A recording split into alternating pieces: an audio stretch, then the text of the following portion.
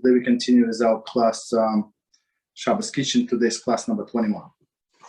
And we start with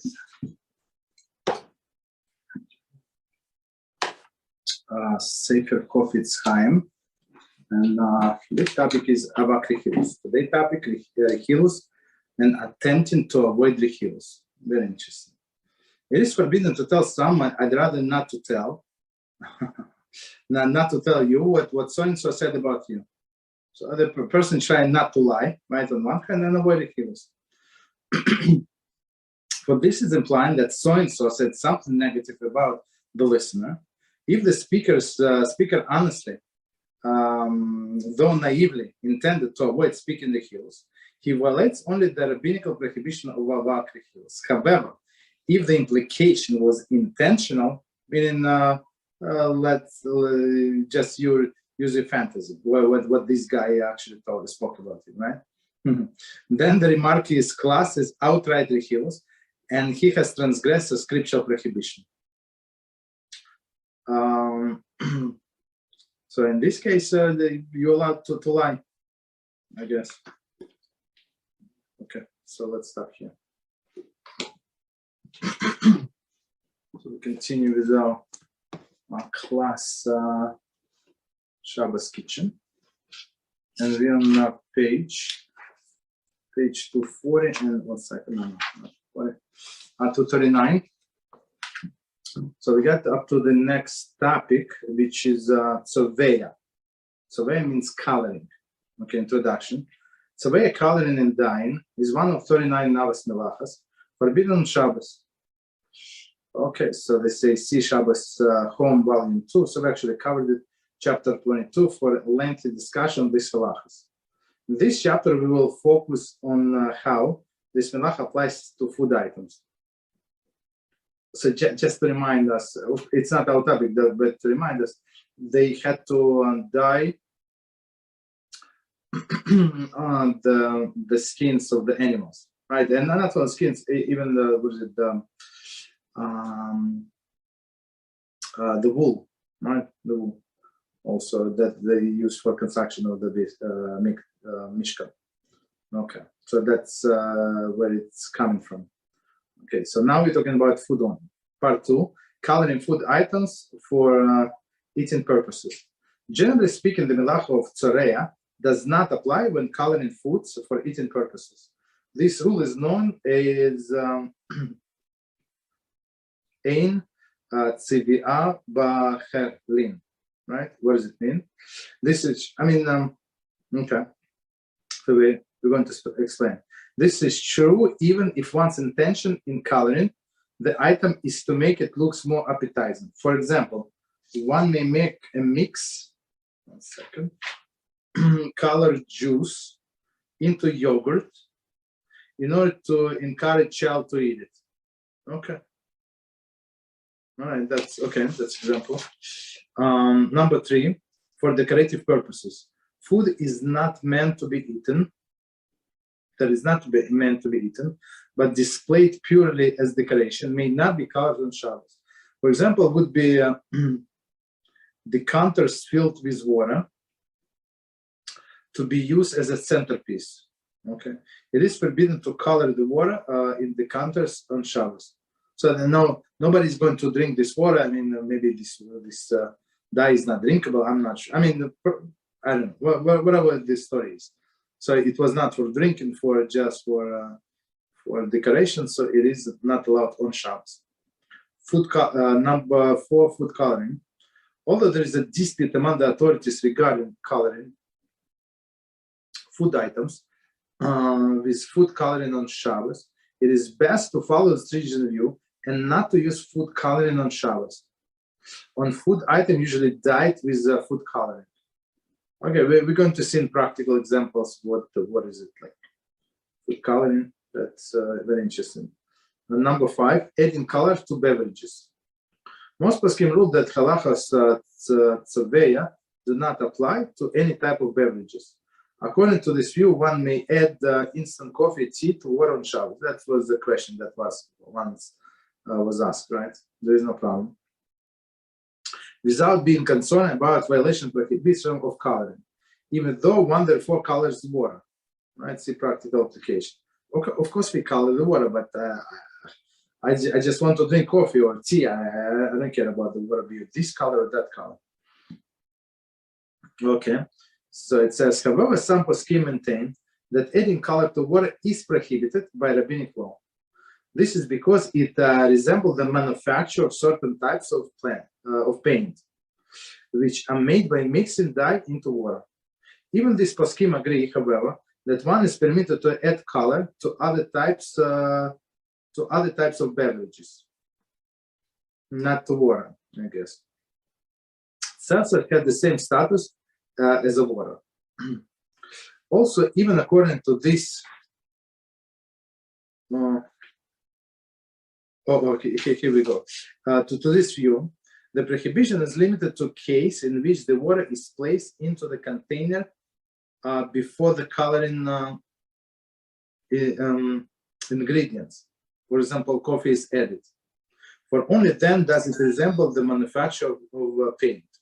If one reverse the order by placing the coloring ingredients into the container before the water, he has not violated the prohibition according to any authority. This is the act, since this act does not resemble the manufacture of the plant. Okay, let me see what is going on here. Presentation. Okay, so basically, okay, so let's try to understand what they just said. So how do they make paint? They put they pour water first, and then they add this dry paint, like this, right? So that's why we did the proper way of making coffee. So according to other opinions, so you like the regular way people make coffee, I guess, at least I would say most of the people. So you put coffee, you can put sugar, and then you add water, and that's it. So, but if you do opposite, so some poskim say it's like coloring. So it is rabbinical prohibition to color water like that. Okay. Continue. Summary. The general rule of ein tzevia be'ochlin means that there is no prohibition of coloring when it comes to food in general. Right? However, if the purpose of coloring the food is for decoration, it may not be done on Shabbat. So meaning for decoration, meaning that the person is not going to eat this food, whatever is it, right? But they only going to just for show. It is best not to use food coloring on Shabbos on items that usually dyed with food coloring. Now we're going to go into practical applications. Me personally, I don't have any good examples of things that color. Okay, I don't know. We'll see. Most poskim rule that one may add coffee to another flavoring agent to water without being concerned about violation of prohibition of coloring. Okay, so most poskim say that you can do, you can first pour water and then add coffee. But according to all of the opinions, if you do opposite, it would be better. Okay. So continue. Number 6, part number 6, practical applications. A, dipping piece of cake or bread into coffee or wine. Very interesting. It is permitted to dip piece of challah or cake into wine, coffee, or another beverage, even though the challah or cake will become colored. Okay. See chapter 9 on extracting liquids regarding squeezing the wine out of the challah. Okay, that's a different story. But okay, so but coloring, we're talking about coloring. There is no problem. Okay. Continue. B, mixing ketchup with mayonnaise. Okay, it is permitted to mix ketchup with mayonnaise, even though their color will be altered as a result.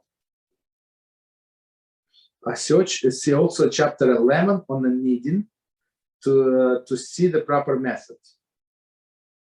Ketchup with a mayonnaise, I think it's the same substance, like okay. No problem. I mean, the issue would be if the resulting substance would be too thick. That would be the issue. Okay. C. Putting grain, horseradish on fish. So horseradish, I mean, it's usually they mix with beets, so it's like red, right?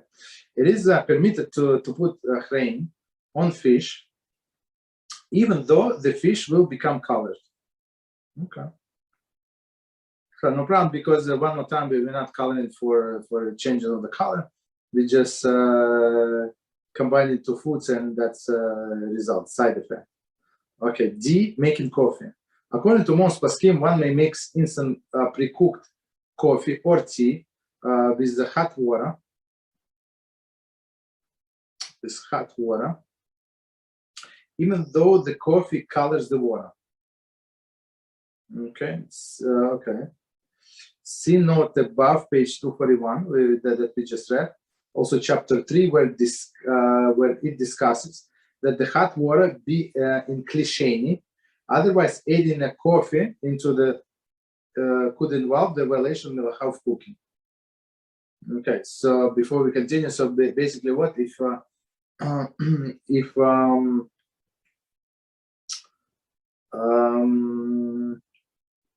right? So so we have to do all of these things, right? In a third vessel. So our kettle or water urn is the first vessel, then another cup is the second vessel, klisheni, and the third vessel is klishlishi. Right? So if water is too hot, meaning above yatzel desbo, meaning when hand recoils, so we said it is a problem that it would cook for sure. Right? So that's why we always do it in the third vessel. So there is no cooking in a third vessel. Okay.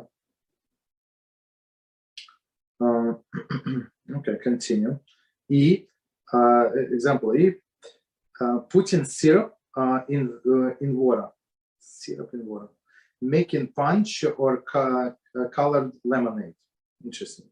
According to most poskim, one is permitted to pour water into syrup or syrup into water. Water into syrup. No, usually people do opposite, I think. First they pour water and then add syrup. Okay.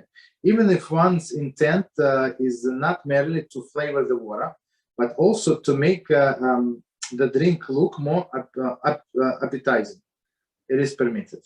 Okay. Likewise, one may make a punch on or color lemonade by mixing color powder with the water. So I mean, all these powders were cooked before, so it's pre-cooked. That's why the dissolves so easy, and that's it. Okay, so it's like it's comparable to coffee. It does not matter if he first put the powder into cup and then adds water, or begins with the water and then adds powder. Right, but they say see note 241, as we said before. Right, so some poskim disagree and they say it resembles of process how we make paints. Right, so that's would be the issue. So okay, so I guess do the regular way. Just put this powder and then pour water on top of it. And they said also chapter 11. So also chapter 11 for needed.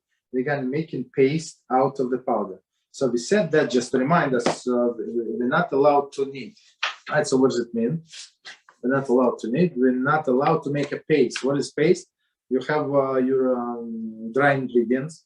Let's say you have this lemonade powder, and you add a little water. That's how it's best to dissolve it, and you make a paste on one consistency, and then you add the rest of the water. That's what exactly forbidden on Shabbos. So on Shabbos, you put a lot of water, not a lot. I mean, much more than needed, right? So for sure, you have to avoid the paste. Okay, and then you can stir it and then the rest of the water. So the problem with the paste, why? Because it's like kneading. It may make a dough. F. Chocolate milk. One may make a chocolate milk on Shabbos by mixing chocolate powder or chocolate syrup with milk. It does not matter if the chocolate powder is placed placed first or the milk. So also chapter 11 for kneading regarding making paste out of the powder. So same as we just explained. But again, so they say it does not matter what sequence to add. Somehow they did not mention this other note, as we said that some poskim said that's how you make paint. Okay, so I guess it's always proper to follow one rule. First, you put powder in your cup, and then you add the liquid. That's it. And add right away a lot of liquid, not to make a paste. So that's the straightforward approach. Continue. G. Making red wine or white wine in order to change the color. Okay. Red wine or white wine in order to change the color. Okay. Ideally, one should drink red wine, not wine, at the Pesach Seder. There is dispute among the poskim if one is permitted on Shabbos to pour red wine into white wine to make it red. This would be the case if one preferred to taste of white wine, or if he does not have enough red wine, but he still wants the color of the red wine for the sake of the mitzvah. Therefore, if Pesach falls out on Shabbos, one should prepare this mixture before. In case this was not taken care beforehand, one should first pour red wine into cup and then add the white wine. So let's see. Yeah, we finished. So let's try to understand what was the problem. So it's proper on Pesach to have red wine, right? But let's say a person does not like red wine. I'm not sure, don't ask me why a person would not like red wine. There are so many kinds, so many taste in red wine.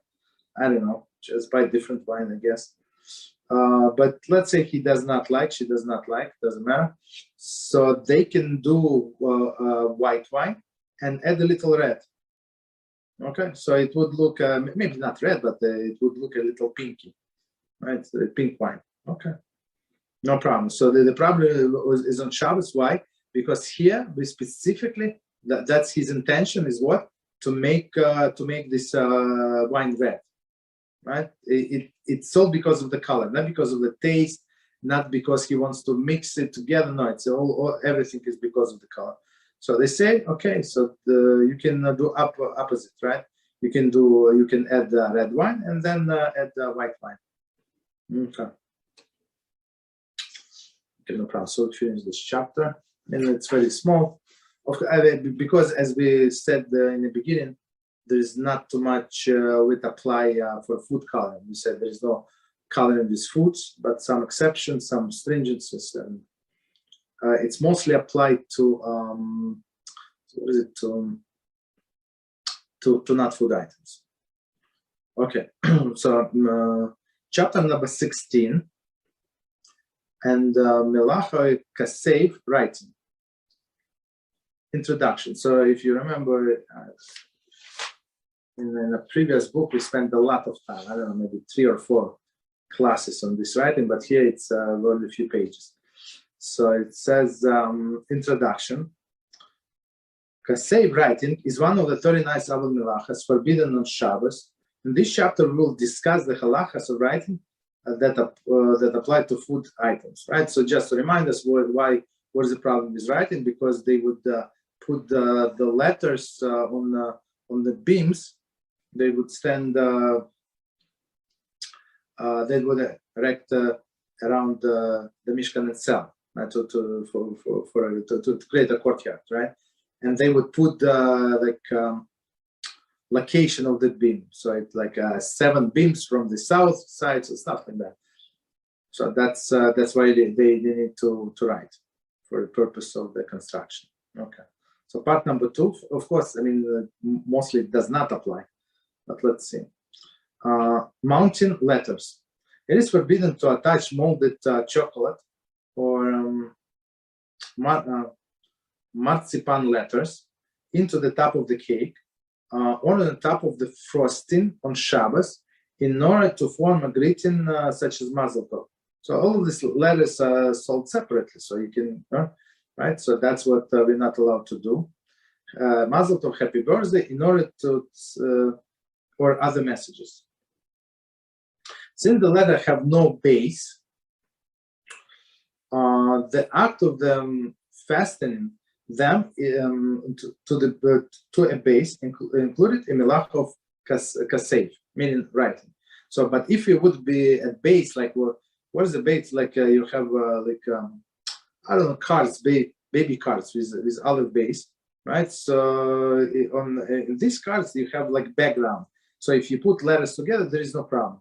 But here, since the letters are carved out, that's the issue. It's so you attach them to the one base, which is surface of the cake. That's the issue. So that's forbidden. Okay. So continue. Number 3. Modeling food items into meaningful shape. Okay. Including this Melacha of kasef is modeling, sculpturing food item into meaningful shape.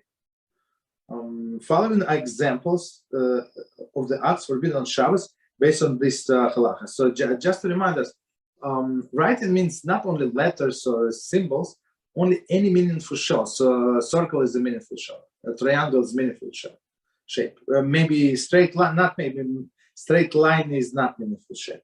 Right. So all of the pictures are meaningful shape. Okay, so let's see what is example concerning food. Molding, right? Okay. A cake. Putting cake into a form of a person, fish, letter, or any other meaningful shape is forbidden, whether the cake is sculptured of these shapes or these shapes were cut out and removed from the middle of the cake. Let me read one more time, try to understand. Cutting the cake into the forms of the person. So, I mean, with a knife, right? I'm not sure why somebody would do that, but let's say. Okay, so it's not allowed. Fish. I mean, if somebody very artistic, I mean, to cut fish out of the cake. Okay, letters or any other meaningful shape is forbidden, whether the cake is sculptured to these shapes or the shapes were cut out and removed from the middle of the cake. So, I mean, sculpture that it was before some I don't know, flour, and you just trace this flour and cut it out, or you that would be forbidden, or you just cut new flour. Okay. Continue. B. Fruits or vegetables. Cutting a fruit or vegetables into the shape of a flower or any other meaningful shape is likewise forbidden. So they do carve out like watermelon, watermelon, other vegetables, right? Pineapples, whatever would they do. So it would be absolutely forbidden. So next one, tuna or egg salad. Molding tuna or egg salad into the shape of a fish or any other meaningful shape is also forbidden. Right. So, and another issue, they say, see chapter 14 regarding smoothing. So we said that we're not allowed to smooth, especially, I mean, if it's for aesthetic purposes. So you want to look smooth. But if you just smearing something on top, so you want to put some spread on piece of bread, so there is no problem. That's not your idea is not to smooth, but just to spread around. Evenly, not evenly, that's a different story. Okay, but some people they're so artistic they can. But I hope they did it before Shabbos, so they can from a tuna salad like create with a spoon, just with one spoon with the artistic knowledge they create fish with an eye with everything. It's very nice. Okay, hopefully not. They didn't do it in Shabbos. Okay. D. The peel of grapefruit or melon. Cutting the peel of a grapefruit or melon into the shape of a basket Shape of a basket with a handle, or in a shape of the swan, okay, would be forbidden as well. So all of the shapes are forbidden, basically. Okay. So number 4, modeling food items into non-meaningful shape. Modeling food item into non-meaningful shape is not included in Melacha of Kasei. It is therefore permitted to cut the food into triangles, zigzags, balls, cubes, and oblong shape. Basically, I mean, when you make salad, so I mean, you cut tomato. I mean, do look exactly how like the pieces you cut? Okay, so they all, of course, some of them would be like oblong shape, all these cubes. Okay, one is permitted to use a scooper or similar utensil to create above mentioned shapes, as long as the purpose of the utensil is to make it easier to remove fruit, not the shape it is created. Fruit or as we said, ice cream. Okay, there is a when I use a ice cream scooper, but not it's not too smooth as we learned before, and it's not create a perfect ball, but it's only to do what? Only to to make it more convenient. Okay. So we finish very short. Also, what's the next one? Chapter 17, and Nazu Melacha, Macheik. So what does it mean? Erasing. Right. So it says introduction. Macheik, erasing, is one of 39 Avos Melachas forbidden on Shabbos. In general, only constructive erasing is biblically forbidden. However, erasing in a destructive manner is forbidden by the sages. In this chapter, we'll discuss the Halachos of erasing as they apply to food items. So let's try to understand what it says here. So it's one of the 39 Melachas. Why would we need to erase in the Mishkan? So all of these numbers that we said that they would write, sometimes they would make a mistake, and then they would need to erase the old number in order for constructive purpose to write something on top. That's the constructive purpose. So, and this is forbidden biblically. But if they just erase for no purpose, and they're not intended to write anything on top of it, so it would be rabbinically forbidden. It's forbidden either way, but now it's rabbinic. So let's see, what about food? Number 2, removing food stuck on the printed pages. Ooh, on the printed letters, that's the issue. If food fell into the piece of paper containing any kinds of script, printed or handwritten, and becomes stuck to the paper, thereby making the script illegible, it is forbidden to scratch the food a way to uncover the script. Such an act will fall under the category of erasing for constructive purpose, a Torah prohibition. For example, if a sticky candy fell into the bencher and it covering printed words, it is forbidden to scratch the candy off. Okay, so by the same token, any food. So you have a book and you had it on your table, and something like drop some food dropped on the pages you didn't see, it dried out. So now you're not allowed to remove this food. Why? Because most likely it's going to erase some letters or symbols and it's going to be erasing for constructive purpose. What is constructive purpose? You see better, right? That's a very constructive purpose. Not allowed. So got to be careful. Usually it's not a good idea. Some people eat and then they read books. I tell everybody not to do it. First of all, it's in some sense a disrespect to food, and you don't pay attention on your blessings and blessings before, blessings after. So, if you value your time so much, just eat a little fast. I mean, without any distraction, just eat in 5 minutes, 10 mints, and go learn. Okay, so in this case, all of this foreign would be clean, nice and clean. Okay, so part number 3, cutting letters or decorative figures on food items. As stated above, destroying the letters or picture, even for no constructive reasons forbidden by the sages. This would apply to the frosting that decorates a cake, whether the frosting is in the form of the words, letters, or any meaningful shape. According to some authority, it is forbidden to cut a cake in a way that distorts the letters or ruin a meaningful shape. For example, if cake has the word "Happy Birthday" written on it, it is forbidden to cut through the letters. It is forbidden to peel the letters off of the cake if they will be destroyed during the process. The same applies to flowers made of flowers made of shortening the top of the cake. Okay. However, the following acts are permitted. So what they're talking about? So first of all, Jewish bakeries do not make these cakes. Like it's only non-Jewish bakeries, right? So in Jewish bakery, for example, you have a child or somebody have a birthday. So you ask them, I want the happy birthday sign. So they put give you this plate of chocolate, right? Think right, and right there on this piece of chocolate, whatever you want.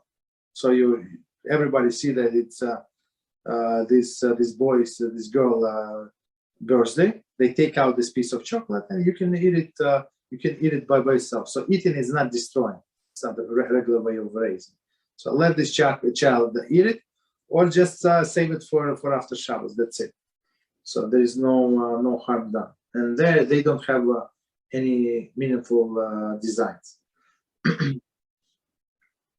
So let's see. So those are exceptions, right? So, but let's say you have this cake that it says "Happy Birthday," right?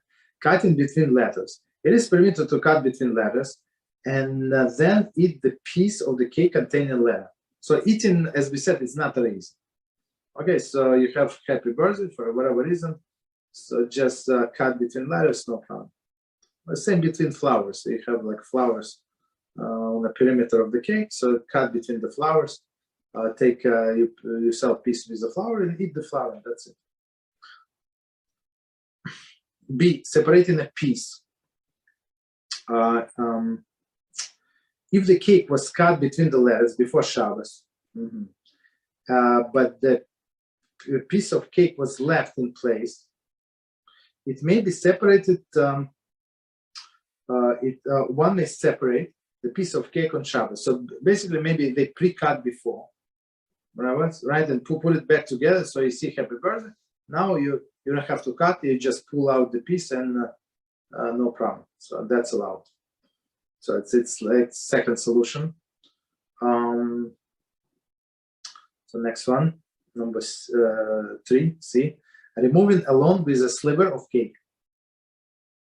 If one removes the letters decoration together with a sliver of food, it is resting on.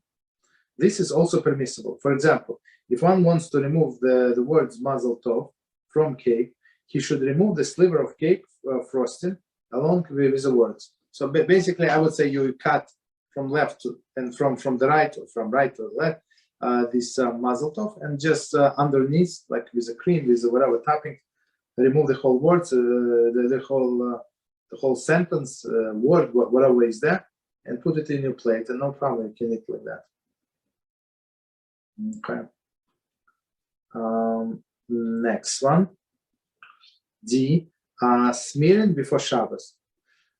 If already before Shabbos one smeared the letters on the cake to the point they're not completely illegible, the cake may be cut on Shabbos. Okay, very interesting. So they bought this cake, they did not know, somebody brought this cake. So before Shabbos, Baruch HaShem, so you can smear the writings, and then you would be able to cut it. Even though it was written something before, and you know exactly what was written, there is no problem after the fact. I mean, after they spin it out. Continue. E. Biting into the food. It is permitted to bite into food. For example, cookie or piece of cake. Right? Sometimes cookie in some meaningful shapes. Right? Piece of cake that is complete the letter on meaningful design. Even if by taking that bite, one will ruin the letter or a design.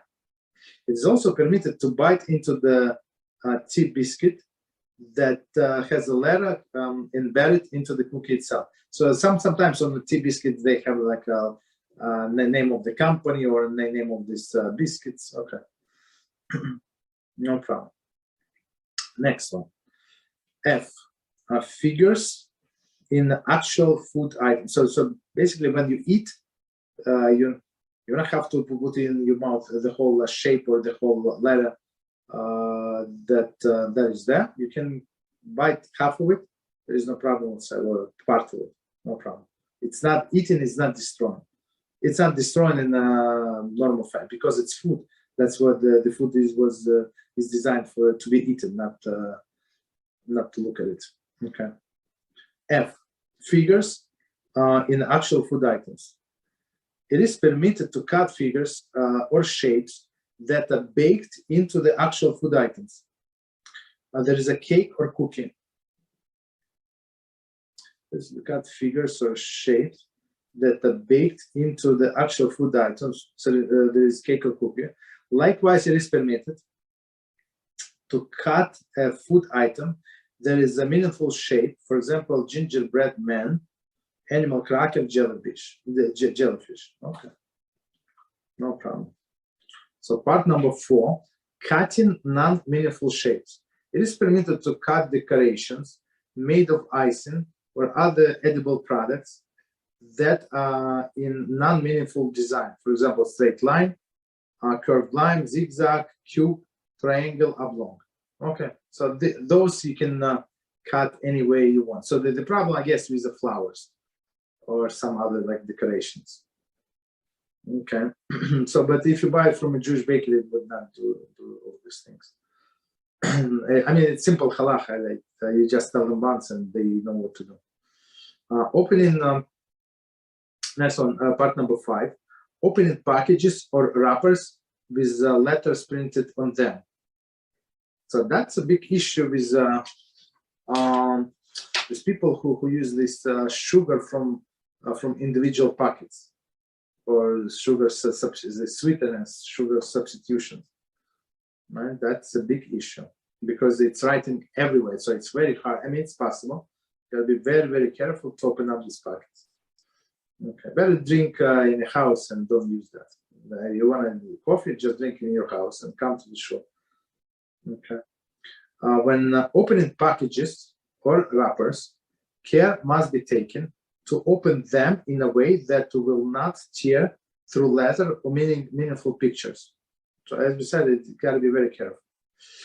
Doing so transgress the Melacha of Macheik. I mean, it was letter you just erased. If however, when opening wrappers carefully, some letter may end up being torn, it is still permitted to open the wrapper as long as there is a possibility of doing so without tearing the letters. So, for example, you need these 3 packets of the sugar for your tea, right?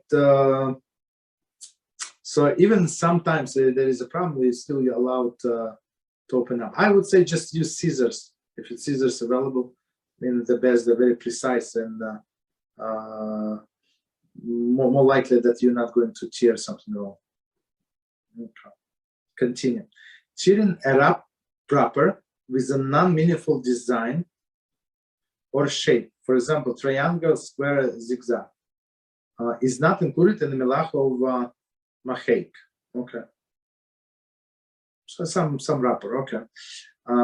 However, it may be forbidden for other reasons. See chapter 21 on opening packages. Okay, so we didn't get to it. So there is a problem with the packages. What is the problem? As we learn now, Shabbos class. So the problem is that you create like a container, create opening. So you got to be very careful with these packages. Okay. So, so next chapter, also very short. Tracking lines. Oh, I'm sorry. Tracing lines. Tracing lines. Number one, introduction. Tracing line is one of the 29 Avos Melachas that are prohibited on Shabbos. This tracing lines is defined as making lines on the object in order to guide one's hand in performing a given action, such as writing, cutting, tearing, or sewing. This Melacha of tracing lines does not apply to food items. So just to remind us, in Mishkan, they would take hides. Of course, hides, they're not exactly perfect square, as we understand, right? So they would trace line, right, with a knife, and then they would cut to the specification. Right? They would use all this like same shapes, same sizes, right? That's why we're not allowed to cut something to the specific size. Okay. Like, for example, the toilet paper. Right? So we cannot cut on perforation. Okay, so number two, practical application. Making challah. So, but now here we're talking about food item. Making challah. It is permitted to mark challah before reciting bracha in order to cut the challah in that area. So that's a good point, right? So on one hand, we know that as we learn in our class Halachos of brachas, when you before you make a bracha, you have to have your item ready in your right hand. If you righty, your left hand. If you lefty, right? And it must be 100% ready for eating. Meaning what? As soon as you finish the blessing, you're going to partake of this item, right? So, but here with the chamotzi, it's not the case. Why is not the case? Because on Shabbos we're obligated to have two breads, two challahs, right?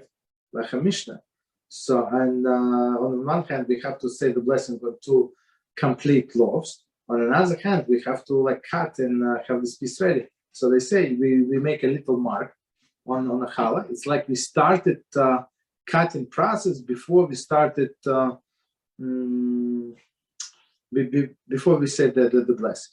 So we did this little scratch, right? A little cut, and we say blessing, and then we continue cutting.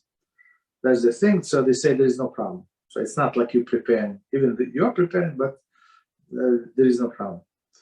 B, making a cake, marking a cake. It is permitted to score lines on the icing of the cake to measure the size of each slice to be cut.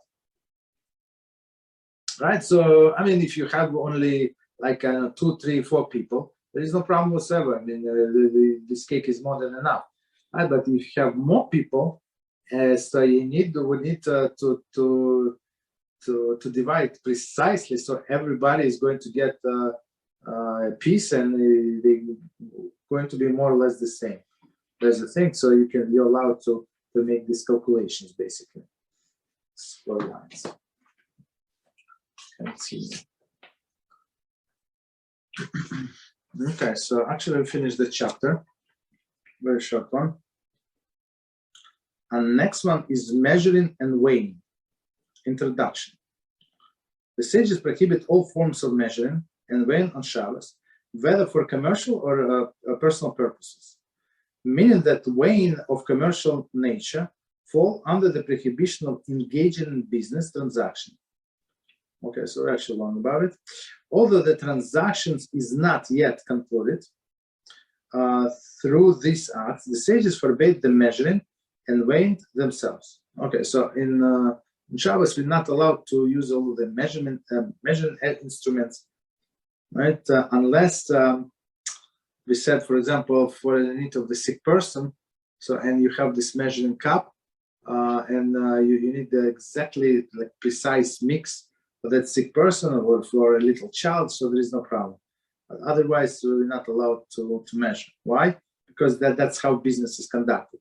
So the person comes, give you money, you measure whatever he paid for, give it to him, and goodbye. So even though there is no exchange of the money yet, it's only the first step, but sages already forbid it.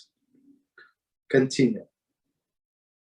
Measuring and weighing for the personal purposes are forbidden because they fall under the category of weekly activity. Weekly activity. Right? Any questions? Here, about measuring an ill person with an electronic device on Shabbos. No, we're not allowed electronic device out of the question, unless somebody is sick. So if somebody is sick and this person has a pacemaker or I don't know, whatever, some medical device, so that's a different story. But otherwise, like if person is not sick, you're not allowed to use any electronic device. But it's a thermometer, digital, another electronic measurement. No. For thermometer, the best way, if you need, if somebody is sick, so the old type, whatever we use in childhood with mercury, that's the best. Right, and even this, they say you cannot shake down after you measure, after you took your temperature. So before using, you can shake down, because otherwise you would not know. Maybe it's a temperature from the previous time, right? So you measure, the best is use only this one, not the mercury. But in case of the need, like somebody's maybe life is in danger, maybe high fever and this and that. So of course you're allowed to do anything in that case. So and including this digital thermometers, but otherwise not.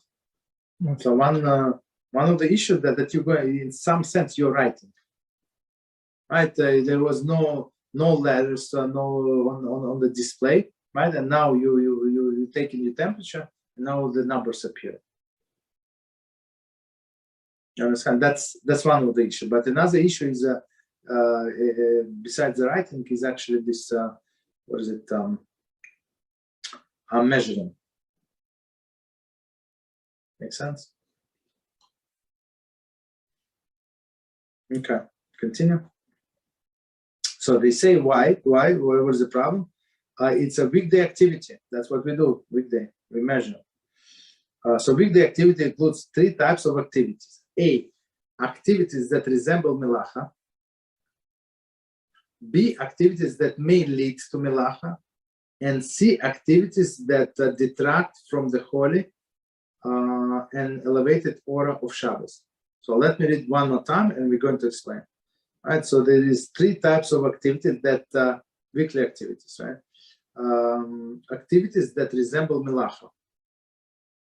So even you don't do anything, but it looks like you actually doing, right? So I would say maybe we're talking about pickling, right? So you can pickle a little, whatever you need. For example, on Friday night you can pickle some food, and that it would be maybe ready. I guess maybe, I don't know. If you put a lot of salt, maybe it's going to be ready on Shabbos morning, maybe. Right, or by Shabbos afternoon, let's say. Right, but you cannot make a big quantity. So why? So we explain it's like weekday activity. And weekday we do a lot of in a big quantity, so it lasts you for a week, 2 weeks, right? B, activities that may lead to Melacha. What would be example? I don't know. I don't have a good example right now. Maybe they're going to give, for example.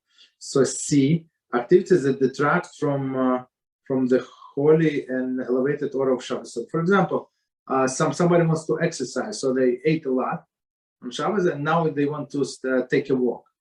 But take a walk just not to get fat, basically, right? So it would be absolutely forbidden on Shabbos. So if you want to take a walk because it's nice outside and you want fresh air and stuff like that, you want to enjoy, there is no problem. But exercise is not allowed on Shabbos. Why? Because of this. Next one, part number 2, scope of the prohibition. It is forbidden to measure or weight with a specialized instruments such as ruler, tape measure, or scale, as well with a non-specialized object such as stick of the certain length, right, or the stone of the certain weight. Okay. It is also forbidden to measure without using any instrument, for example, to measure the size of the room with one's hands or feet, right? Or even, for example, you have, I don't know, like tiles on the floor. So, and you know that each tiles is, I don't know, 9 by 9 inches, 12 by 12 inches, whatever you know. So you can calculate how many tiles, and you can calculate how big is the room. Right? It's very simple. So all of these are forbidden. Of course, the special instruments are forbidden. Or a measuring stick that you know exactly that this stick is such and such length. So okay. So or even hands and the feet. So if somebody knows that how many steps, or he knows the size of his foot.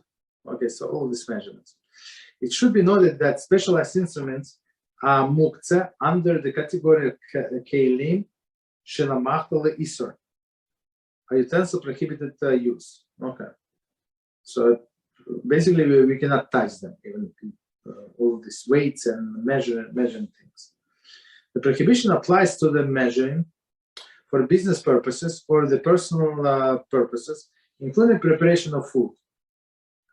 Okay, so some, as we said, some food you're allowed to prepare, which not involves cooking,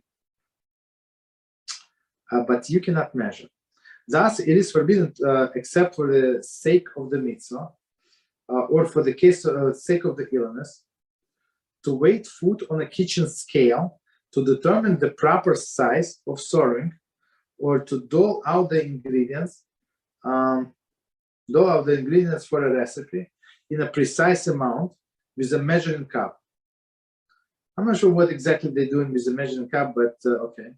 Likewise, it is forbidden to scoop out the exact amount of flavoring or seasoning by using measuring spoon, right? So it's always measuring spoon, measuring cups, measuring all of these things. So they all forbidden on Shabbos. However, measuring cups and measuring spoons are not considered kelim shelamachta leisur, as we will see below. So technically, all of this spoon, I can use it for measure, or I can use it for food, like measuring cup. I can drink from measuring cup. That's it. That's only cup is available. There's no problem. I can pour water and drink. Right. So there is there is also permissible use. So they are not completely forbidden. But scale, scale is forbidden only for, as we said, it's for sick person, somebody, I don't know, a little baby, that would be exception, but otherwise for other people it's forbidden. Okay, so part number 3, exclusion to the prohibition. A, for a mitzvah. The sages did not prohibit measuring or weighing when it is needed for the sake of performing a mitzvah. Thus, it is permitted to measure cup to determine whether it can hold a sufficient amount of wine for kiddush. Maybe it's the only cup it's got cracked, right? That's what I understand. And it's not like he's using the first time. So now they want to measure if it holds enough liquid, or it's better use the plastic cup, which we said not to use, right? And then to weigh the measure of matzah to determine the proper amount to eat on sailing. So today, you see, we got it very easy because this matzah, whatever they sell in the store, it's easy. It's perfectly weighted. So especially if you buy machine matzah, that there's one package is 1 pound, and then you know how many pieces are there, so you can divide by 1 pound, and then so I need to eat only 1 square or 2 squares, whatever is it, right? And then same with shmura matzah, whatever we use. You know how many pieces that you bought 2 pound box. You know how many pieces, and just divide. It's very simple. But in olden days, I guess it was, or in some parts of the world, it's not that. It's not exact because it's completely handmade and like different shapes. I'm not sure why, maybe not professional. So you usually hear only professional makes these knots. I mean, people that they hire, people who do it every year, that's their job to make matzah from, they start from Hanukkah and until Pesach. And that's why it's so expensive. This matzah is very, very expensive. This year it was approximately like the cheapest was like $17 a pound. It's a lot. Okay. So let's see. So likewise, it is permitted to measure distance 2,000 amos. That one is permitted to walk from the outskirts of his town on Shabbos. Okay, so this one, right? It's for a mitzvah because you were not allowed to walk past Chum Shabbos. What is Chum Shabbos? It's 2,000 amos. How much is 2,000 amos? It's approximately 0.6 miles, approximately 1 kilometer. Right, so that's all we can go from the outskirts. Right, in a town you can walk as much as you can, as you want, not as you want. However, even measuring with for the mitzvah purpose should be done before Shabbos if possible. So try to do everything before Shabbos. Don't get surprised that the Shabbos came and now you did not do this or that. Write down yourself notes, reminders. If you have a cell phone, that's today. I don't think today anybody has excuses. Everybody who has a phone, even flip phone, you can write down the notes in the flip phone also.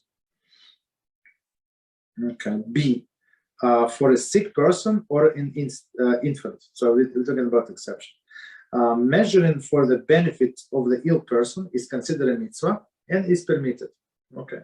Thus, it is permitted to measure precise dose of medicine. I mean, today is not so common, but maybe it's essential. If for liquid medicine, right? They give you this bottle and they give you the measuring cup, right? And say you have to drink like these 30 grams or whatever grams of this medicine twice a day. So it's possible, right? So it would be allowed. Or a precise portion of food, which the patient's conditions require this.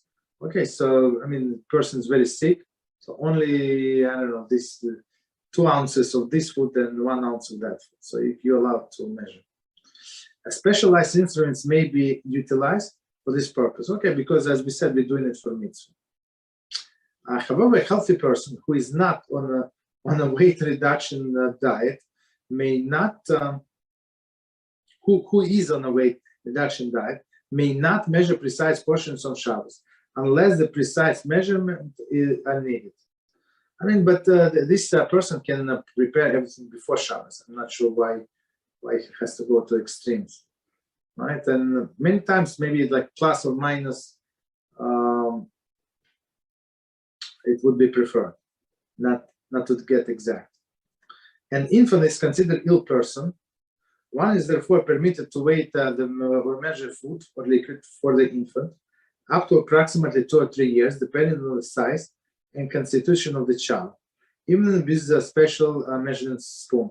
Right, it's 2 to 3 years, and we actually learn it depends on the constitution of the child. Some people, some children are very weak, so some poskim give give them abstention up to like 5 and 6 years old, right, if needed. So they would always be considered sick people. Even, I mean, the children, even though they're not sick, they're normal, but since they're very weak and they need a special diet, special everything, so we treat them very, very leniently. Next one, C, measuring imprecisely. Measuring precisely does not constitute forbidden act of measurement. So I want to, like, I give you example. So I want 2 spoons of sugar for my coffee. I mean, in some sense, it's a 2 spoons of sugar is precise measurement. Another, I don't care if it's a little more than 2 sugar, a little less. I mean, I don't think it's always the same. These two spoons, it's not always the same. So in this case, there is no problem. It is therefore permitted to use measuring cup or spoon to measure ingredients. If one is not measuring precisely, but simply making use of the cup / spoon for approximation. Okay, so for approximation, I mean, that's what we can do. 1 second. So we finish this paragraph, as you said, chapter. It's very, very short one, to the point. I guess time is up. So we can stop here. We covered a lot, Baruch HaShem. So next chapter is 20. And we're going to put tying and untying knots. Of course, on food packages, or I don't know where else in food. Okay. Any questions? Yeah. Go ahead. So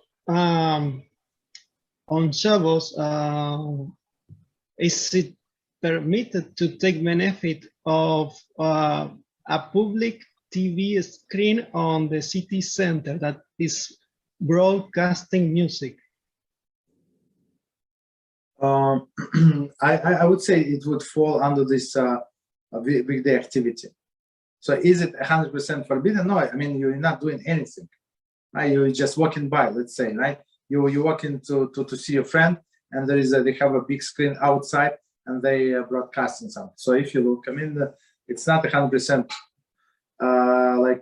desecration of Shabbos, but we have a rule, and that's what actually this last week parasha ends. Do not look. So you have to be very, very responsible. Where were you looking? So that's the last week parasha. So I mean, we try, especially in the summer. It's a summer, at least where we live. So people forget to dress. So we forget about screen. We try not to look. Period. You understand? So that's a different issue. Go ahead. So I was, to add some detail to this question, I imagine at Manhattan, in the city center of Manhattan, there is several screens there. So what happens if a Jew goes there and stay still in the place to see the content being broadcast? Yeah. First of all, most likely it's something immoral or not appropriate for a Jew. So I mean, there is nothing to do for a Jew to be there. You understand? There are so many tourists, and they forget to dress. And as Rabbi Reuven Shlita said today, some women dressed like her outfit is like my kippah. So he said, sometimes I want to offer my kippah. So like that double you dress. You understand? So it's too little. So there is we try not to go there, and why a kosher Jew would live there? That's I mean, the Jews, they live in Manhattan, but they live in a residential area. They usually don't go there. I mean, there is, I mean, even if you need to go, you can always go around like 1 block away, and it's a different city. And so what if this screen are broadcasting Torah? Not on Shabbos. On Shabbos, nobody broadcasts Torah. So for example, we're not posting anything on our channel on Shabbos, even if it's Shabbos like in other countries. You understand? So we're trying to finish everything, in let's say in Europe and Israel. So they have like 2 hours where we make it the last post like 2 or 3 hours before they say the Shabbat starts in their time. You understand? So not to provoke anybody. So a Jew, one might think, okay, so a Jew would watch the Torah. No, we don't want to, not in my expense. I don't want to be part. I want to be the cause that he desecrated the Shabbat. He wants to watch, he can watch. I cannot stop him. You understand? But I don't want to be the cause for him to do whatever he does, even watch the Torah. Understand? So what if they were broadcasting some content related to Noahites in an hypothetical case, and a Jew stands still to hear also that content? It will be forbidden for him? I think so, but in general, there is nothing that the Jew has to do with this broadcasting. Just stay away. Don't go there. So Me personally, I have this. When I go to the shul, the shortcut. The shortcut is to go through the main street. So in the morning, that's what I do. When everybody's sleeping on Shabbos morning, that's what I do. I go through the main street. But later on, I don't go on the main street. Like it's all of the stores are open, so I go on the side street, even though it's the circle. But that's what I do. I don't want to see all these people. It's absolutely not allowed. I mean, your eternity is on the line. So why would I do that? So that it's not because the contents is forbidden. Maybe it's they discuss I don't know. Maybe they show like animal life. You know, I said it's not about contents, but it's about like Zilzul Shabbos. It's like not desecration, but belittling Shabbos. So instead of reading book, right? So they would they watch TV, for example, right? Like even though TV was on before Shabbos, they don't use a controller. They lost it. I don't know, whatever. They lock it somewhere. So they're not going to touch it for sure. Nobody is changing channel. Nobody is changing the volume. So it is, but it's desecrated. It's not. There is no respect to Shabbos. You understand? So even if it's these foods, like as we read, so people get upset, upset. So I mean, for me, like, so you're not going to eat one special food. What else? So you forgot. So next time you're not going to forget. All right. So our sages say in Perkei was eat bread with salt, drink water, and be happy. So meaning what? It does not mean that you're obligated to eat only bread, but it just whatever you have. Bread is available, eat bread. You have chicken available and salad, okay, and eat chicken and salad. You understand? The soup is available, eat soup, but don't go crazy with all of these food preparations. You understand? Also, another final question related to this previous one is, if you are allowed to go with friends on Shabbos and they start to play music in a plaza, in a public plaza. If they start to playing music, I mean, as we said, it's not what we said, but that's what I said in another class. Somebody asked me one of these questions. So they learned in Hilchot Diot. So Rambam said that your environment affects you. Right? It doesn't matter you're strong, you're very strong, you're giant. If you go with people like that, you call them friends, it's only a matter of time they're going to bring you down. Doesn't matter how strong you are. You understand? So the proper way is just to distance yourself from these friends. Right? And Rabbi Reuven Shlita said this story. I read it some time ago, but he said it like, I don't know, maybe a few weeks ago or so, about this. In one of the cities in Europe was an announcement, this famous rabbi is coming, right? Famous rabbi and famous Kabbalist, this very, very holy person is coming. And everybody saw this rabbi, the holy glow on his face, long payas, all of this outfit, unbelievable, all this Hasidim following, and he sit down, people come and get the blessing, talk to him, like amazing. And then one guy comes and slap him on the back and say, "Hey, Nachman!" And suddenly, what his hand froze, right? And he lost consciousness. So people sprayed some water on him, and got him back on his feet, and he said, "Who was this Nachman? Is Rabbi Nachman Miyumani, the famous rabbi." So he said, "Nachman, you remember me? You remember as we were learning Cheder in kindergarten together?" Rabbi Nachman said, "Yeah, I remember." But many years passed, right, since then. So this guy, he wants to bring somebody down, right? So it's just because they learned in Cheder in kindergarten together. So he stayed on the same level. So because he thinks that he has this old friend. You understand? So the proper way is to distance from these friends. Okay. Thank you. That's what Rambam said. He said, run to the desert Said, but if you cannot run to the desert, just stay home and do not go outside. At least as less as possible.